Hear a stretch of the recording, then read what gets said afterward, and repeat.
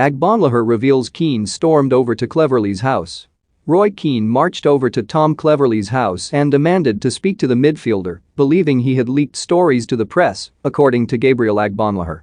Sportsmail revealed this week that former midfielder Keane tops the list of many within Sunderland to be made their new manager and will be spoken to about returning to the Stadium of Light 13 years after he quit as boss.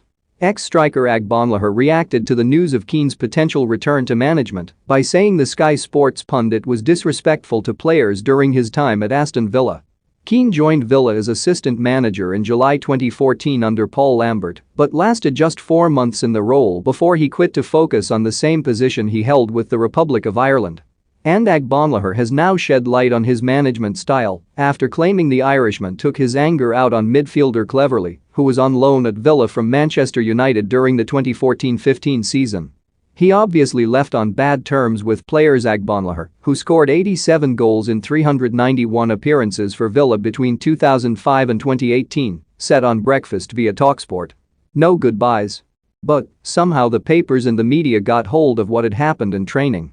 So Roy figured that it was Tom Cleverley because I think Tom Cleverley knew the guy who did the story. Clevers didn't really send any information to him, but Roy in his mind thought that it was Clevers, but he didn't. Roy Keane turned up at his house, and it was so funny because Clevers said he could see him in his intercom.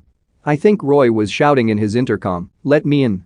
So it just shows that you've got that sort of temperament, and you can see why it didn't work at Villa.